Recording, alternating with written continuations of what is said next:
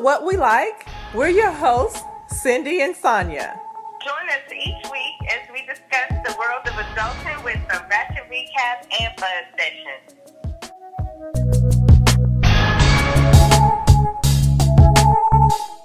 Could be petty because I have a petty spirit. So if my petty spirit is live and well. And actually, it should be called associates because these are not friends. Because I feel like it's my page. Right. And I should be able to post what I want to post.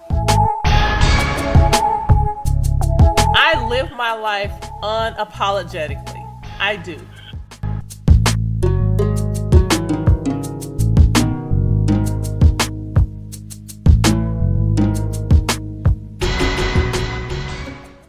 Hey, Sonia. Hey, Cindy. How are you? Good. How are you? I'm good. I'm just glad to be off work. I'm glad to be at home. It's cold outside, so... Is it really? I know. Wait a minute. I don't want to hear about your 80 degrees. It was today. I don't want to hear about your tank tops and all of that kind of stuff. I don't want to hear about it. Okay. Just let me be up here and be cold and just say, oh, yeah, it's cold. That's how I want you to respond. I don't want to hear nothing about your hot weather and your tank tops. I forget about the other side of the world still dealing with the cold weather. Yes, it's 50 degrees, but I promise you it feels like maybe 35 because there's like a little bit of wind and there's like no real sun. And so it is really cold. Like it's really cold and I'm so over it. I'm just over it. So I shouldn't tell you the high here today was 83.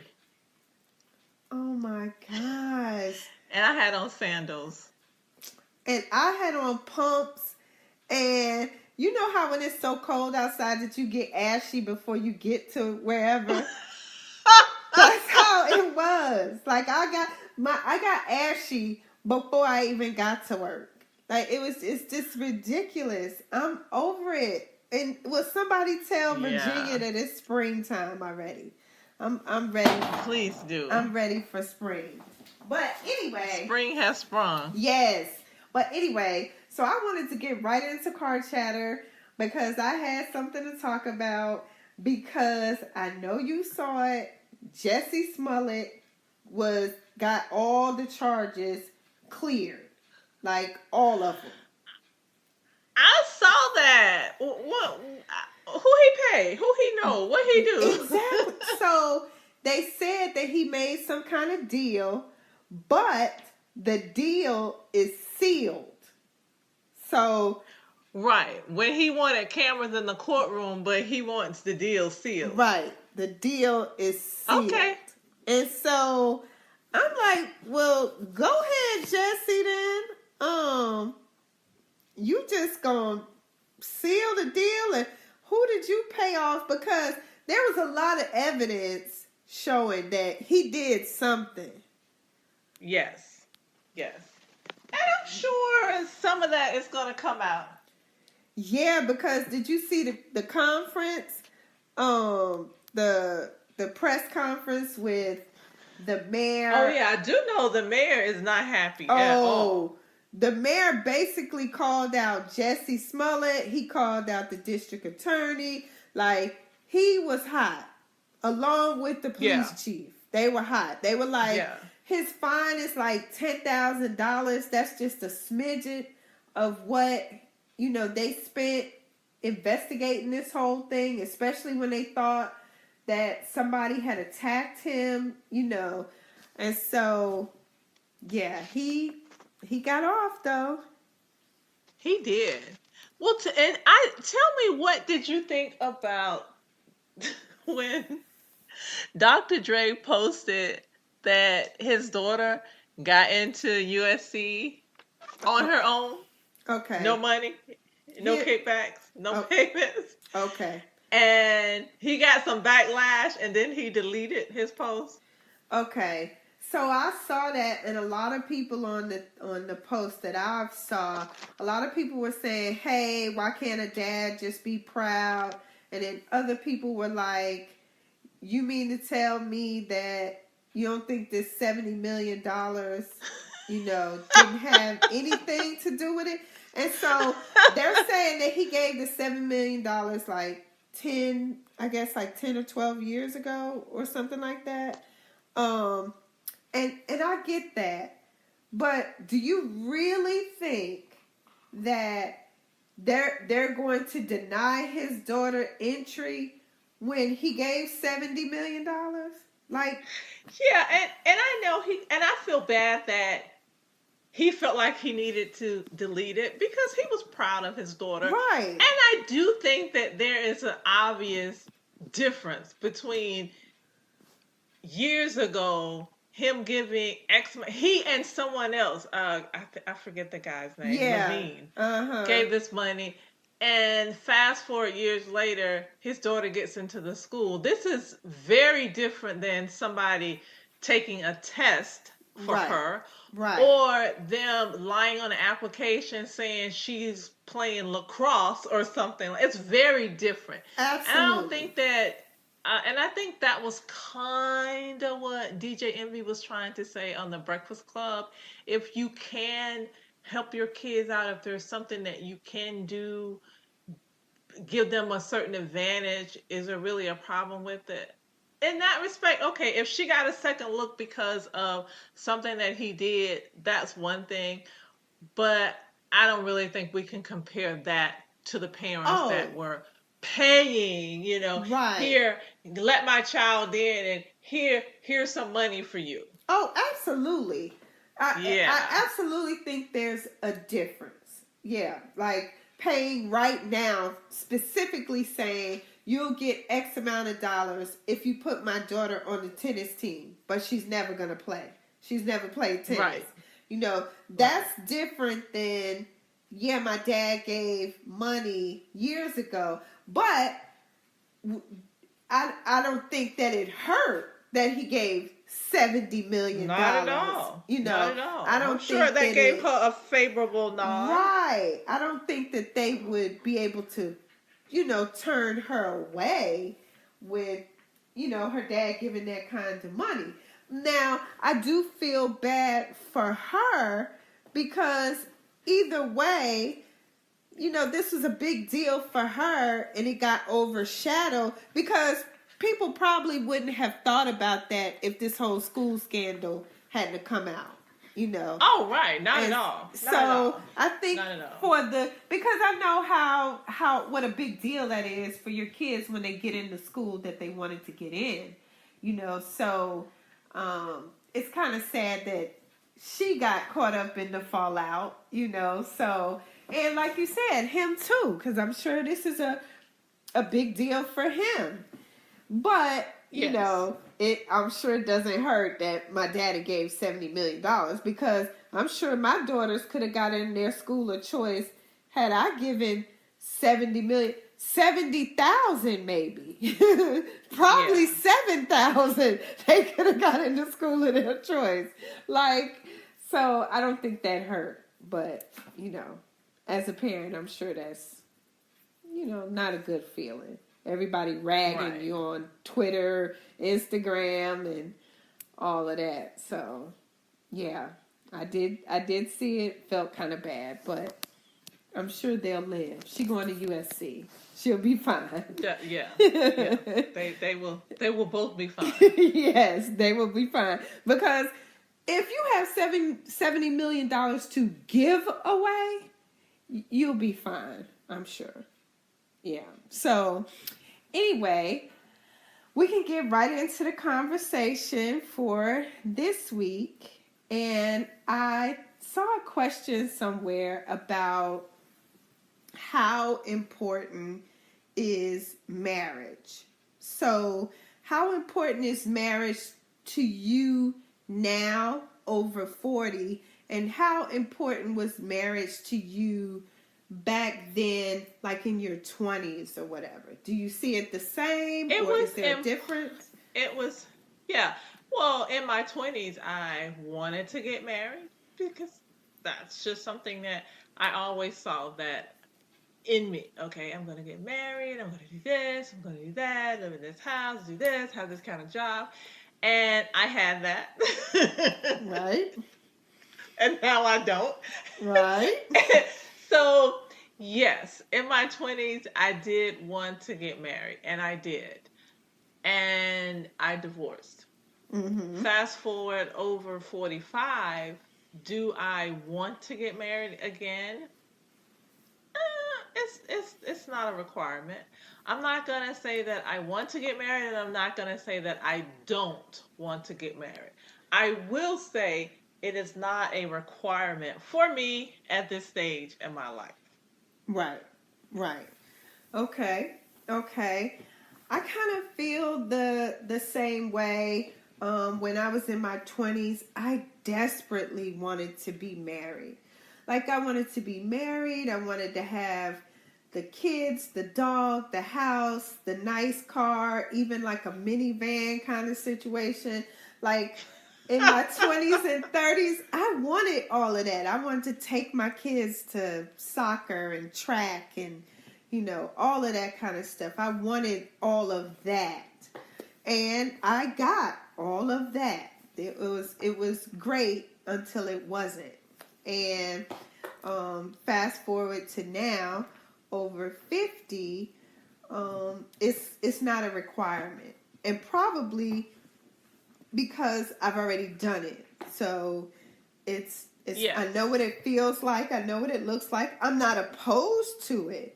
I would get married again if the person that I'm with, if that's important to them, then I would do that. But I'm going into situations knowing that it's not a requirement. So I don't want anybody feeling like, oh, we have to get married or whatever. Like, it's not a requirement. If we do, great. Yes. If we don't, great. That's great too. Yeah. And I should note, saying that the being married and a marriage at this point in life is not a requirement is not saying that a relationship is not the desire. Okay. Because that is. Right. It's just, it doesn't have to end in, do you take this man and woman to be your lawfully wedded? Right. I don't have to have the piece of paper. What I do have to have is commitment. Like, I want commitment. I want the long-term relationship. We just don't have to walk down the aisle or go before the pastor or the judge or whoever. We don't have to do all of that. But I do need to feel like you're in it for the long haul.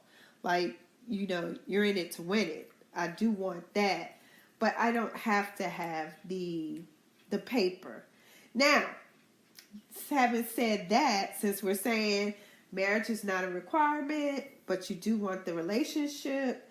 So, how do you feel about shacking versus marriage? And I know I'm good with it. People say I'm shacking. good with it. Okay, so like, I don't have a problem with it. And again, I think that it's based on the relationship. It's based on the couple. Right. Would I live with my significant other? Yeah, I would. Right. And I don't feel like I have to get married to him to make that happen. Okay. But at a certain point, it's like, if you're not living together and you both have your own place, he spends times at your place, you'll spend times at his place, and it's just kind of, if you're doing adult things anyway. Right. What difference does it make? Right. Oh, I'm there with you. I would prefer, if we're going down that track, that we would live together, but it doesn't, again, have to lead to marriage. Okay, so that would be your preference. That would be my preference. And for a couple of different probably not so important reasons, but for one, I don't like to live by myself. So I'm okay with that. I don't necessarily like to live by myself. And so I'm okay if we live together. But we need a big enough place that we're not sitting on top of each other all the time. Like, we have to have a couple of TVs. We need an upstairs and a downstairs. So when I do want my me time, I'm not looking across at the other couch and you're sitting there and we have to watch this one TV. I don't want to do that. But what if he wants to? What if it's hard to get your me time because he's always under you? And I go into situations letting people know that I have to have that space. So we need, just because it's just two of us, we need at least 3 bedrooms. You know, so you can do we need at least 3 TVs. So we can, split up and watch something. We can come together and watch something. Like, I know who I am now at this age, so I know what I want. We have to have a certain amount of space, and because we're putting 2 incomes together, we should be able to afford what we need. Should be. Yeah, should be. We should be able to afford exactly, what we need. But when you live together, do you feel like family and friends will judge you for living together? Because I asked that because when I was younger and before me and my ex-husband got married, we lived together. And, a couple of family members made comments that... Oh, definitely. Depending on how you were raised, that could definitely be an issue. And the way that I was raised, that would be an issue. But I am that person where they don't question me. And if they have something to say, they'll say it amongst themselves because I'm grown. And I take care of me. So it's okay to have your opinion, and I respect that. But at the end of the day, I'm going to have to do me. Right. And I'm okay with that. Now, I'm not going to throw something in your face if I know that you're uncomfortable with it or that's not really your cup of tea. I'm not going to rub your face in it. Right. But I'm going to do me. I feel the same way, especially now. When I was younger, that did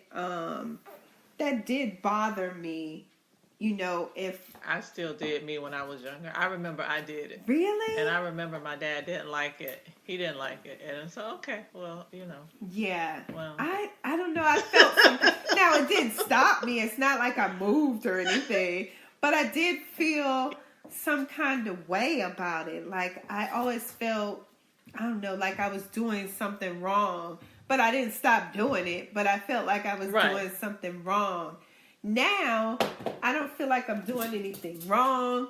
I don't feel like, I need to answer to anybody. Like you said, if it's not something that you get into, then I won't bring it up or maybe not invite you over or you don't spend the night or whatever. Okay, so tell me this, as the tables turn, because you said it wasn't really the thing to do, but you did it and you felt bad.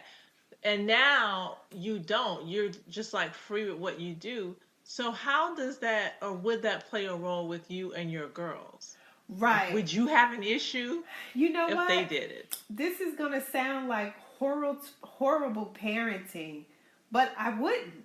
I wouldn't have a problem with it just because I think that gives you a glimpse of a person, like a real glimpse of a person when you live with somebody. So you see all the things. Because even when you spend a night like once a week or something, people act differently when he may not be doing all the things that he does day in and day out. If you spend a night So here and there, I'm all for your it. viewpoint would be, I'm okay with it, and you know, if the alternative is you get married to appease me, and then it ends in a divorce. Absolutely. I want you to go ahead and do it and see what it's like. Now, don't do it forever. You know, like, you know what I mean? But see, that's the thing. When you do it and you're into it, and a year goes by and 2 years go by, and then it's like, oh, what, you know? Right. We're already here. Right. So, yeah, I was clear with them about that. Like, you should already know that marriage is what you all are about to do. This is just letting you know this is the final step before we, you know, raise the bar and say, yeah, we're doing it. But that should already be in the picture. Like, you know, so, yeah. But I'm okay with it. And I know a lot of parents aren't.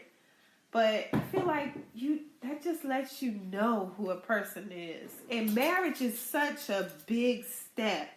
You know, especially when you're young, because you start having children or you start buying houses together and doing all these things. Yeah. Like, it's hard to get out of that. So you want to... And you don't want them to do it because they feel like that's what's expected of them. Right. Right. I don't want them to do anything that they expect, that they think that I expect to do that would affect their lives. You know, do you, you know, So, back on the over 50, do you find that people that you come in contact with today, do they still have marriage on the brain? Or do they fall more in line with what we're saying? Like, would they want to date or have a relationship, and marriage is not that important? You know what? But it's really crazy. When I was talking to somebody the other day, and they were saying, you know, that marriage is a requirement for them. And she was... Really? Yeah, and she was like 52 years old. And she was and had been married before? So I talked to two people. One person had been married a couple of times and still said that marriage was a requirement for them. And another person said that they had never been married and marriage was a requirement. Okay. But I was really surprised, I guess more so of the person who said marriage was a requirement, even though they had been married before. Yeah, I can see that with people that have never been married. Like, most of the people that I come in contact with, they have been married. Or they are married or have been married. And the ones that have divorced, for the most part, they say it's not a requirement. If it happens again, it happens, but it's not a requirement.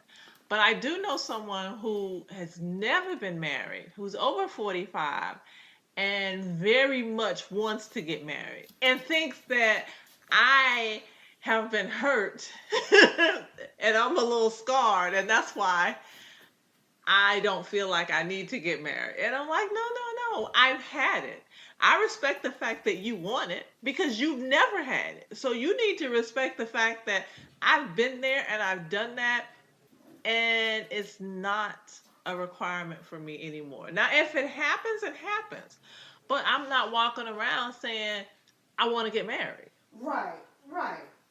Absolutely. And that's why I was really surprised at the person who had been married before, because, you know, she said she'd been married before, more than once, but she still felt like, you know, she wanted to be married again. Like that was a requirement. It wasn't like I'm saying if that's what that person wants, then great, but I don't have to do it. She wanted to get married again. Like it was a requirement. He was either going to marry her or not. So do you think was it like maybe a religious belief behind it? No, because you know what? That's funny you should ask, because that's the first thing I said. Like, is it because of church or, your religion, your faith or whatever? And she was like, no, I just want to be married again. Like, that was her thing. She wanted to be married again. Okay. And I was like, oh, okay, well, yeah, that's not me. You know me. I say to each his own. Absolutely. And that's what I said to her.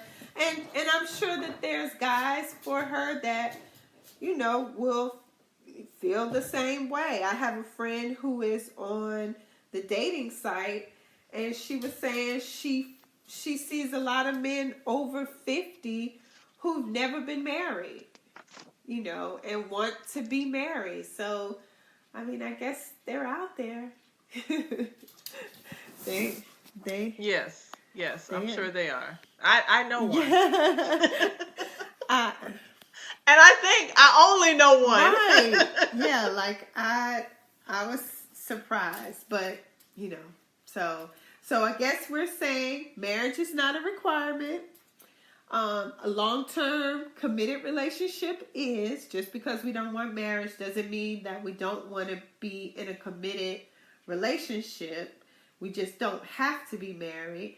And we can live with the person without any regrets or feeling like you're doing something wrong or whatever. Not at all.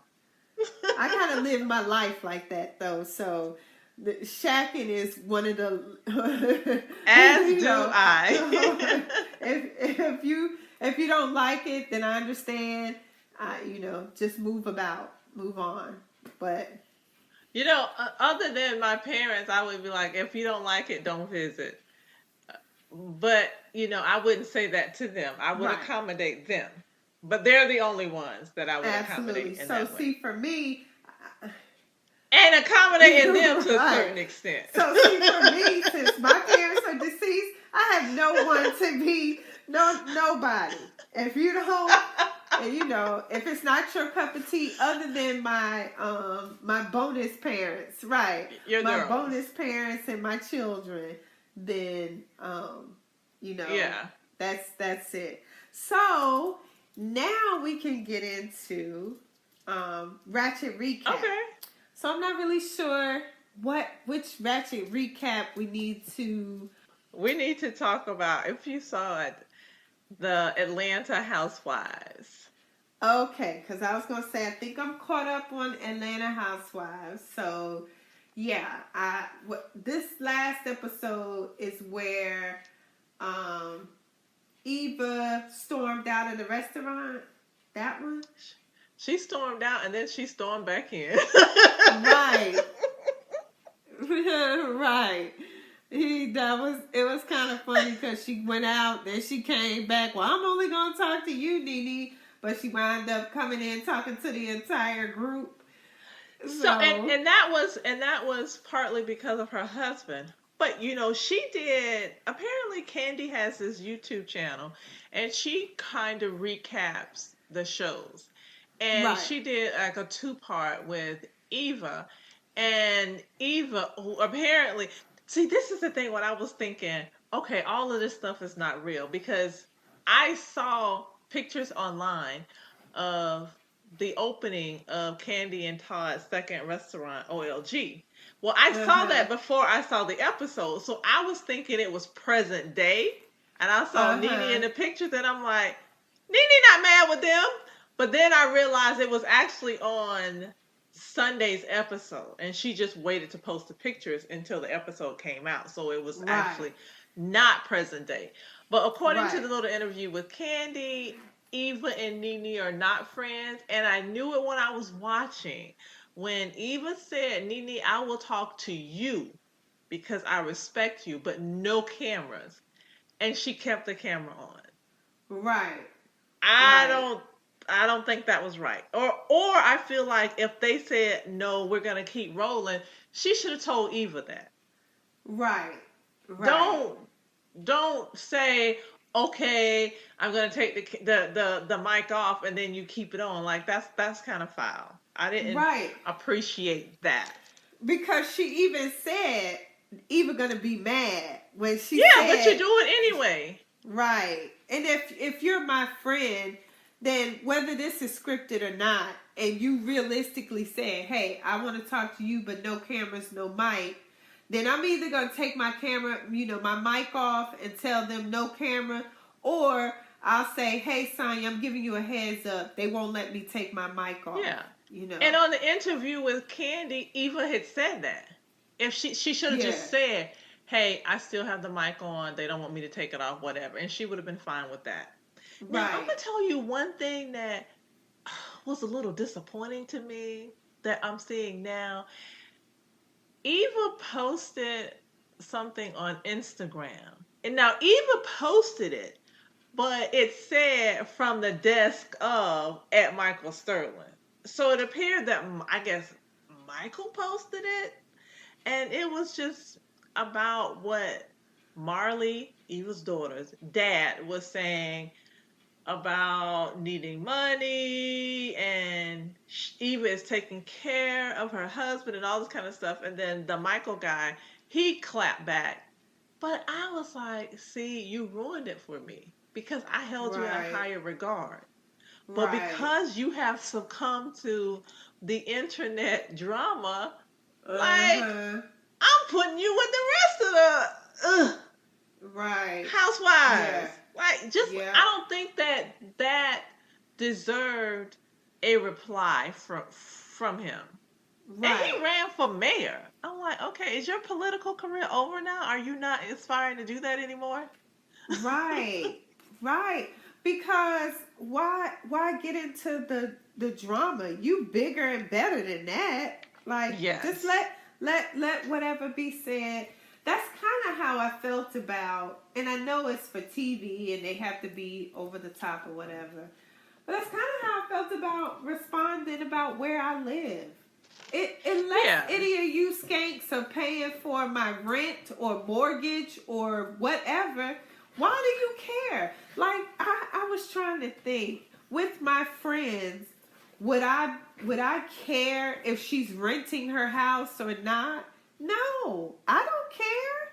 Like, that has nothing to do with me. So I wouldn't be so invested of, oh my gosh, Sonya's living in a nice house, but she's renting. Okay. Yeah. And that was Eva's first, and in watching her with Candy, I was like, okay, I understand. And it made me maybe have another level of respect for her, because she seemed in that interview, she seemed to be more real, genuine than than it is portrayed on the show. But again, the show is an edited version of the show, and like Candy said, it's the show. They edit that. You're gonna have that conversation, and I understand she had to go back in. She had to have that conversation. I was even okay when her husband pulled up and they were off to the side, and he was saying, because she was saying, I don't owe anybody anything. Right. And he was saying, but it's on the table. So you need to go in and you need to control the narrative. You need to let your voice be heard as opposed to letting them run with it. You tell your truth. And then she goes back in. I was okay with all of that. But his clapback on social media had nothing to do with the show and TV and editing. Like, he didn't need to do that. Like, let her defend her situation. If she chooses to do that, let her do that. But you coming back having a back and forth with this dude, yeah, no. That's not it. Yeah, the whole thing just wasn't right to me. Like, I understand that they're not friends. Marlo is super messy or whatever. But I don't know. That just seemed like a low blow. Like, So now, okay, let me go back to Marlo now. Are we blaming Marlo for this? Yes, I am. I am. Okay, but Marlo did not manufacture the story. You're right. And let's go back. Marlo called this chick and she said, I have you on speaker. because I want them to know this came from you. It didn't come from me, and I did not make it up. I'm just I'm just letting that be known. So I felt like, again, it's a show, and the tea was brought to Marlo, and I feel like if that information was given to any of the other ladies, they would have brought it back the same way that Marlo did, because that's what they do. I guess if it's for the show, then I'll go with that. But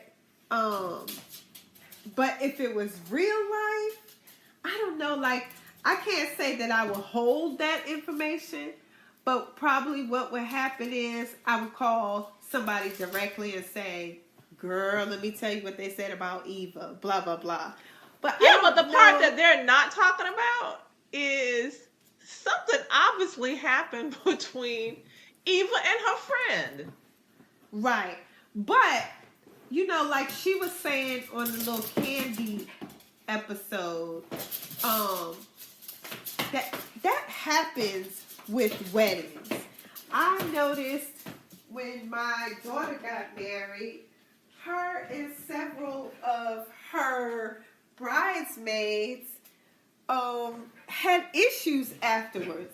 And to this day, a couple of them, we still don't know why. Like, what happened. So I don't know if emotions get high, or, you know, you find out who your true friends are or whatever. Because she said this girl was her friend for... Yeah, and I think that that's what they need to address, not the fact that Marlo brought it to light. This chick, had she not used Marlo to bring it out, it would have been someone else. And I think she used Marlo because she knew that Marlo and Eva were not close. So I feel like Marlo was just the avenue that she chose to get the information out. The story is whatever happened between those two. And I saw a comment online that basically said, hey, none of them can't really say anything about Eva, because they all, with the exception of Candy, when they got on there, and Cynthia, they didn't really have a whole lot going for them. And she was like, if I remember correctly, cars were repoed, people were renting their homes, people were getting their teeth fixed. So don't try to come for Eva. And if I'm thinking, I remember in the past on some of these shows that some of these ladies do rent the homes because they don't want the cameras in their homes. Right. In their personal homes. So yeah, I don't think it was a big deal. I think the hurt was that it came from who was this person that was supposedly her friend. Right. And she didn't like the fact that NeNe held on to the information. Right. So, you know, I don't like Marlo anyway, so I always am team against Marlo. But and so I was like, Marlo up here, you know, spilling the tea. Have we ever heard what Marlo does for a living? Marlo has businesses, okay? Nobody's seen or heard of these. Marlo is the Tommy of Real Housewives of Atlanta. Like, we never... No, she not don't that know bad. what Marlo does, but she always wearing designer clothes, always getting her hair done or whatever. But nobody has heard anything about a job. She probably has some donut. You know, she had a boutique. Uh-huh. Now, I don't know if she still I don't think she physically has, and I shouldn't say that because I don't know anything about this woman's business, but I think I've seen where she's done some apparel. Okay. And at one point she did say she had a boutique, because she posted a full clapback, said everybody's coming for her, but she just delivered the tea that was poured to her. And I get that. And if it wasn't her, it would have come from somebody else. And I don't think Eva was like, yeah, okay, that's Marlo. We don't like each other. Right. I get that. Her issue was her friend did it, and the fact that NeNe didn't give the information to her. And Candy pretty much said, well, you know, they tell us not to talk to each other off cameras because they want to catch everything on camera. And she said, but that's still my friend. There should have been a phone call. Or she could have called me right then when Marlo was telling them what was going on. Which brings me to, did NeNe have a reason to be mad at Tanya for spilling the tea before NeNe got there? Well, I didn't think so. Like, I could see what Tanya was saying because her and Eva had formed a friendship. So, I mean, I would feel, if I knew something about you or something, somebody was talking, I wouldn't feel comfortable waiting until somebody else says something. No, and then you looking at me like you've been sitting looking at me for the whole hour and you hadn't said anything. Like, you didn't think to call me or nothing. No, I would want to be the one who told you. Now, maybe I tell you and then I tell you, act like you didn't hear or whatever. I don't know. But I know that I would want to tell you if I'm calling you my friend. Now, I understand what NeNe was saying, but I think NeNe just she loves to lead everything. It can't happen unless she's led it. But another thing that, speaking of NeNe being mad, I just saw the little clips for next week. And just a teaser on this Ratchet Recap, and then we can finish it up next week. But you saw NeNe getting mad at Cynthia because she invited Kenya. That's what I saw. I said, okay, so now we know. Now we know where the anger comes from. Right. And I was impressed with Cynthia's clapback. My event, I invite who I want to invite. So do you think NeNe had a valid? No. And I say that because, well, maybe if it was just a lunch and it was just the three of them, and Cynthia know they don't like each other, but I don't think that if we know we have mutual people and you have an issue with one of them for whatever reason, but I'm okay with them, does that mean that and this is what they do this thing, and this was on another one of the shows. I can't remember which one.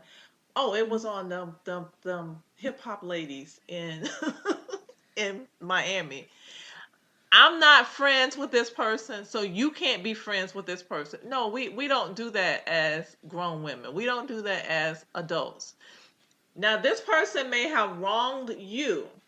Right. But if they didn't do anything to me, I'm not going to be mean to this person or throw this person away. Now, what I won't do is I won't discuss that person with you or you with that person. I won't do that. And if Cynthia, and it's common knowledge that Cynthia and Kenya are close. So number one, Cynthia never hid that fact. They've pretty much always been close. So NeNe knows that.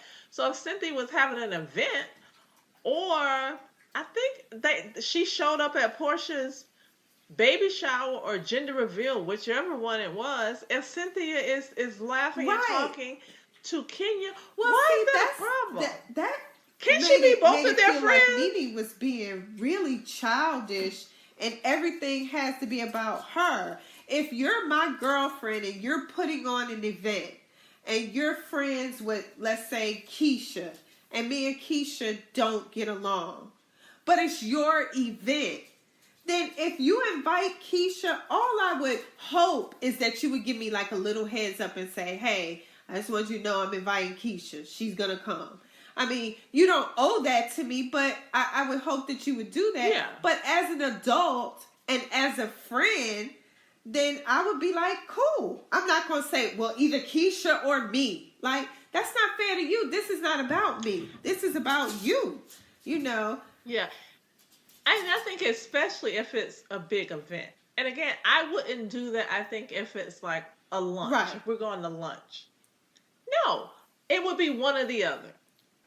Because and I think we should get at a point at this age and at the age that these ladies are, even if it was a lunch, they should be able to sit at the table and be cordial and keep it moving. Well, I was going to say that. I've been in a situation like that I've been invited somewhere to happy hour, with someone that I didn't too much care for, and she didn't care for me. But because the person that invited us, we both liked, then I sucked it up. We were cordial. And like you said, we sat at the table and we were give cordial. you a heads up, and you can decide whether or not you want to show up. But I think that for NeNe, she would want to be the chosen one. And then she also said on that clip, "I need you to be here for me." And I'm like, if NeNe says that one more time this season, I'm like, mind. Like, I'm so over her making every event about her. Like, why does everything have to be about you? Like, it doesn't. This was Cynthia's thing. That was Eva's wedding. This was all these different events were not about you. Like, sometimes you just have to, even if you're having a really crappy time in your life, if it's somebody else's thing, then let them do their thing. Like, apparently this was Cynthia's whatever, something she was given. Why couldn't she just let her have her couple of hours? Then we can go back to talking about you and Greg and his cancer and y'all breaking up and be here for me and support me. Then you could go back to talking about that. But let her have a moment. I'm really hoping there's more to it than that. Because if NeNe is really upset with Cynthia for inviting Kenya to something, okay, I'm gonna really be mad at her. I'm hoping there's a little bit more to it than that. Yeah, so I guess we'll see, and that's what we will discuss on our Ratchet Recap next week, because we'll get to see the full episode, and so we'll discuss that next time on Ratchet Recap. So I guess that's the end of our episode.